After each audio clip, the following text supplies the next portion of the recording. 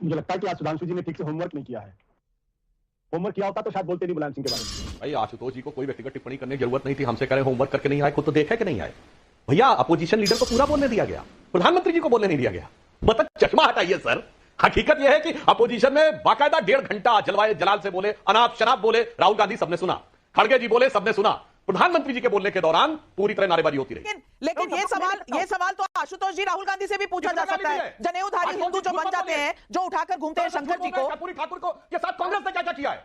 अरे सुधांशु त्रिवेदी और मेरी बात का जवाब नहीं दिया, अपोजिशन को बोलने दिया गया, पीएम को नहीं बोलने दिया गया। और उसके बाद मत करिए बार-बार होमवर्क नहीं करके आए। अरे आप होमवर्क करके नहीं आए, सारे देश में देखा है कि अपोजिशन को बोलने दिया गया, पीएम को नहीं बोलने दिया गया, और सारा सब झूठ बोल रहे हैं यहां बैठ के।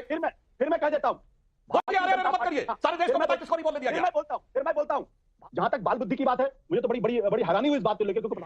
बाल बुद्धि और बाल उस पे साहब, अब हम आपकी बुद्धि पे क्या कहें? भगवान राम और भगवान कृष्ण ने जो बाल स्वरूप में अपने को विराट स्वरूप दिखाया था, उसमें आपको बाल बुद्धि का बचाव नजर आ रहा है, तो मैं आपकी बुद्धि को प्रणाम करता हूं। चलिए शुरू करते हैं। लेकिन मैं आशुतोष जी को लाना चाहती हूं क्योंकि आशुतोष जी मंद मंद मुस्कुरा रहे हैं। और मैं कहूंगी आशुतोष जी, सवाल तो मैं पूछ रही हूं, अनम्यूट कर लीजिए। कि मैं आपसे पूछना चाहती हूं, आज सरकार की तरफ से जब प्रधानमंत्री ने जवाब दिया तो उस हर मुद्दे पर बोले जिस मुद्दे का ऑपोजिशन कई बार सवाल उठाकर कई बार सरकार को घेरने की कोशिश करती है, चाहे वो मणिपुर हो, चाहे वो नीट एग्जाम्स हो, चाहे वो तमाम चीजें, एमएसपी हो, किसानों के लिए हो, नौकरियां हो, तमाम चीजों पर प्रधानमंत्री ने बोला। अग्निवीर पर भी जवाब दिया उन्होंने लोकसभा में। लेकिन एक मुद्दा जो प्रधानमंत्री ने उठाया, और मैं इस पर आपकी राय जानना चाहती हूं, ये दलितों की जो हितैषी बनी हुई है विपक्ष, प्रधानमंत्री ने खास करके कांग्रेस पार्टी के बारे में कहा। उपराष्ट्रपति चुनाव जब 2002 में हुआ था तो सुशील कुमार शिंदे को खड़ा कर दिया, पता था हारना है लेकिन खड़ा कर दिया उनको। और राष्ट्रपति चुनाव होना था जब 2017 में तो मीरा कुमार को आगे कर दिया। 2024 में जब स्पीकर की बात आई तो के सुरेश को आगे कर दिया। मैं पूछना चाहती हूं, क्या दलित सिर्फ एक मोहरा है? आप दिखाना चाहते हैं दलित और आपने उनको सामने कर दिया और नंबर भी दिया। उत्तर प्रदेश में 17 दलित सीट से बीजेपी को 8 मिली, कांग्रेस को 1 मिली और समाजवादी पार्टी को 7। तो कांग्रेस कहां से इतनी हिमायती हो गई? और ये जो बार बार दावे किए जाते हैं, ये बात तो सच है ना कि मुलायम सिंह यादव ने जो कहा, अब दोहरे मापदंड की बात करें तो दोनों तरफ लगने चाहिए ना कि एक ही तरफ? मुझे लगता है कि आज सुधांशु जी ने ठीक से होमवर्क नहीं किया है। होमवर्क किया होता तो शायद बोलते नहीं मुलायम सिंह के बारे में। क्योंकि कार सेवक, उनके परिवार वालों से पूछिए जिनके लोगों को गोली लगी थी, जो मरे थे, जिनके बारे में भारतीय जनता पार्टी ने कहा था कि सरयू खून से लाल हो गई है। तो अगर सरयू खून से लाल करने वाले व्यक्ति को अगर आप पद्म विभूषण के योग्य मानते हैं तो इसका मतलब यह है कि जो सरयू और कार सेवक को गोली चली थी उसके ऊपर भारतीय जनता पार्टी ने प्रोपेगेंडा किया था, झूठ बोला था। इसका जवाब तो सुधांशु जी को देना पड़ेगा। लेकिन मैं दूसरी बात कहना चाहता हूं यहाँ पे। दूसरी बात यह है कि मुझे लगता है कि अब भारतीय जनता पार्टी पूरी तरीके से कांग्रेस पार्टी के जय संविधान के ट्रैक में आ चुकी है, क्योंकि ये विपक्ष के पक्ष में है। जितना ज्यादा संविधान के मसले पर बातचीत हो उतना ही यह मसला लोगों के बीच में रेजोनेट करेगा और सरकार के हर कदम की परीक्षा जनता करेगी कि क्या ये संविधान के साथ खड़े हैं। संविधान, जब ईडी किसी पर हमला करेगी तब आदमी इस बारे में चर्चा करेगा, जब सीबीआई करेगी तब चर्चा करेगा, जब राज्यसभा के अंदर जब विपक्ष को नहीं बोलने दिया जाएगा तब इस बारे में जनता चर्चा करेगी, जब लोकसभा के अंदर विपक्ष को नहीं बोलने दिया जाएगा तब चर्चा करेगी, और जब खड़गे साहब वॉकआउट करेंगे तो लोगों के मन में संदेह होगा कि आखिर विपक्ष को क्यों नहीं बोलने दिया जाए। मुझे इस बारे में कोई हैरानी नहीं कि 10 साल के बाद भी आज चर्चा इसी पर है कि विपक्ष में ही सारी गलतियां हैं। अरे सरकार से कभी कभी सवाल पूछ लेना चाहिए हम लोगों को। हम लोग शायद इस बात को भूल गए, हम सरकार से सवाल नहीं पूछना चाहते। कोई बात नहीं। जहां तक बाल बुद्धि की बात है, मुझे तो बड़ी हैरानी हुई इस बात को लेकर, क्योंकि प्रधानमंत्री जी को मैं बहुत पढ़ा लिखा मानता हूं। इस देश में रामलला की पूजा होती है, इस देश में भगवान श्री कृष्ण के बाल सुलभ जो चंचलता है उसकी पूजा होती है, और बाल बुद्धि वाले श्री कृष्ण ने ही अपना विश्व रूप मां यशोदा को दिखाया था। तो पता नहीं वो बाल बुद्धि के माध्यम से वो राहुल गांधी की तारीफ कर रहे थे या उनका अपमान कर रहे थे, क्योंकि बालपन तो किसी के साथ भी हो सकता है और बाल बुद्धि तो मासूमियत होती है, निर्दोष होता है वो।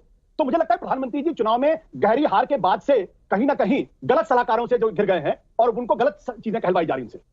सुधांशु जी।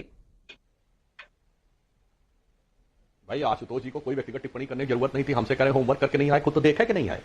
भैया अपोजिशन लीडर को पूरा बोलने दिया गया, प्रधानमंत्री जी को बोलने नहीं दिया गया। मतलब चश्मा हटाइए सर। हकीकत यह है कि अपोजिशन में बाकायदा 1.5 घंटा जलवाए जलाल से बोले, अनाप शनाप बोले, राहुल गांधी सबने सुना, खड़गे जी बोले सबने सुना, प्रधानमंत्री जी के बोलने के दौरान पूरी तरह नारेबाजी होती रही। राज्यसभा में प्रस्ताव मैंने रखा था, पूरे टाइम नारेबाजी होती रही और मुझे उस शोर शराबे में बोलना पड़ा। इतना तो कम से कम जानकारी ले लीजिए। और आप ये कह रहे हैं कि बाल बुद्धि और बाल उस पे साहब, अब हम आपकी बुद्धि पे क्या कहें?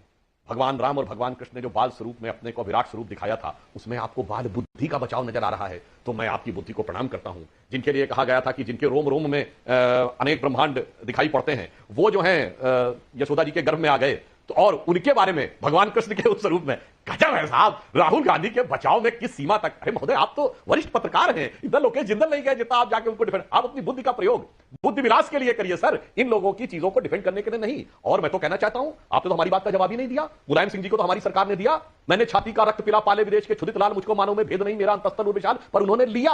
और ये बताइए, कांग्रेस ने अपने परिवार के अलावा किसी अपने कांग्रेस के नेता को दिया हो तो बताइए। बाहर को तो छोड़ दिया, मैंने मोदी जी के आधा दर्जन दिया है, आधा दर्जन गैर कांग्रेस के नेताओं को बताइए। सुभाष चंद्र बोस को नहीं दिया, सरदार पटेल को नहीं दिया, डॉक्टर अंबेडकर को नहीं दिया। और आज उन्होंने यह भी याद दिलाया, और हमारे अध्यक्ष नड्डा जी ने भी बोला था, बाबा साहब अंबेडकर अपना पहला चुनाव 1952 में नॉर्थ मुंबई से 14,000 वोटों से हारे और 78,000 वोट कैंसिल किए गए। दर्शक सुने, 14,000 वोटों से हारे, 78,000 कैंसिल किए गए। और जयप्रकाश नारायण ने भी कहा कि मुझे इस चुनाव पर शक है, और बाबा साहब भारत के पहले व्यक्ति थे जिन्होंने उस चुनाव के खिलाफ जाके कोर्ट में रिट दायर की। चुनावी धांधली का वो पहला केस था, और उन्होंने बाकायदा ये कहा है कि इसमें कांग्रेस और कम्युनिस्ट दोनों मिले हुए थे। ये बाबा साहब की ऑफिशियल जो बायोग्राफी है धनंजय कीर के द्वारा लिखी गई, बाबा साहब अंबेडकर जीवन चरित्र, उन धनंजय कीर को जिनको 1971 में इंदिरा गांधी की सरकार ने पद्म भूषण दिया था, उसमें लिखा है महोदय। और इसके अतिरिक्त उसके बाद सिर्फ इतना ही नहीं, जब बाबा साहब ने इस्तीफा दिया है तो उनके बाद उनको सदन में अपना इस्तीफा बोलने नहीं दिया गया। जयराम रमेश जी ने विरोध किया कि आप फैक्ट गलत बोल रहे हैं, तो जानते क्या बोला? उनको क्यों बोलने नहीं दिया गया, ये बात नहीं बताई गई। उन्होंने स्वीकार कर लिया कि बोलने नहीं दिया गया। आखिर में बाबा साहब को अगले दिन जाके प्रेस कॉन्फ्रेंस करनी पड़ी। अब सुनिए आशुतोष जी, जरा जाके सदन कार्रवाई देखिएगा तो खड़गे जी जानते क्या बोलते हैं? अरे बाबा साहब हमारी पार्टी में नहीं थे, वो पार्टी में दूसरे में अलग थे, इसलिए आप उस बात को क्यों जोड़ते हैं? अरे वाह भैया वाह, जब उनको सम्मान करना था तब तो वो आपसे अलग थे, आप उनको हराने में लगे थे, और आज आप उनको अपनाने में लगे हैं। तो बहुत साफ साफ दिख जाता है कि इन सारे मुद्दों पर प्रधानमंत्री जी ने एकदम जिसे कहते हैं सिरे से एक एक पुर्जा पुर्जा अलग करके उनको एक्सपोज। लेकिन एक बात का जवाब आपने सुधांशु जी नहीं दिया। मुलायम सिंह जी और समाजवादी पार्टी का डिसीजन कार सेवकों पर गोली चलाने का, उस पर क्या कहेंगे? पद्म विभूषण भी और कार सेवकों पर गोली भी। हाँ, जो आपने बात कही बिल्कुल, मुलायम सिंह जी उसके लिए बिल्कुल विलन है, इसमें कहीं कोई दो राय नहीं। जैसे पीवी नरसिम्हा राव पे बहुत सारे आरोप भी लगे, मगर पीवी नरसिम्हा राव ने बहुत सारी चीजों के बारे में भारत की आर्थिक नीति के बदलाव में एक महत्वपूर्ण भूमिका भी निभाई। और जहां तक है तो मुलायम सिंह जी ने तो इतना भी बोला था कि मैंने 16 बर्बाद, ये कह रहे हैं कि हम झूठ बोल रहे हैं। साहब मुलायम सिंह का चीफ मिनिस्टर बयान है कि 16 कार सेवक मारे गए थे, जबकि सैकड़ों की संख्या में मारे गए थे। मगर दोष इसका नहीं है, मुलायम सिंह की सरकार गिर गई होती, मगर कैसे बच गई? कांग्रेस के समर्थन पे बची।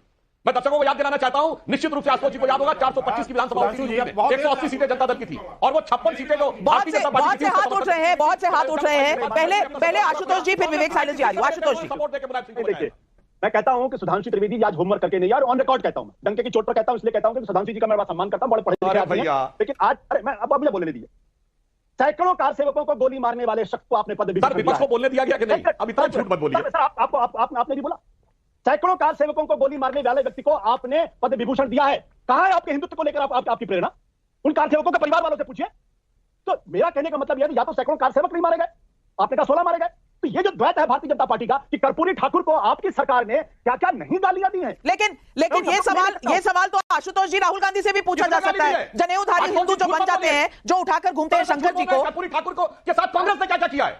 अरे सुधांशु त्रिवेदी जी, मेरी बात का जवाब नहीं दिया, अपोजिशन को बोलने दिया गया, पीएम को नहीं बोलने दिया गया। और उसके आप मत करिए, बार-बार होमवर्क नहीं करके आए। अरे आप होमवर्क करके आए, सारे देश में देखा है क्या अपोजिशन को बोलने दिया गया, पीएम को नहीं बोलने दिया गया, और सारा झूठ बोल रहे हैं यहां बैठ के। फिर मैं कह देता हूं, मत करिए, सारे देश को बताइए किसको नहीं बोलने दिया गया।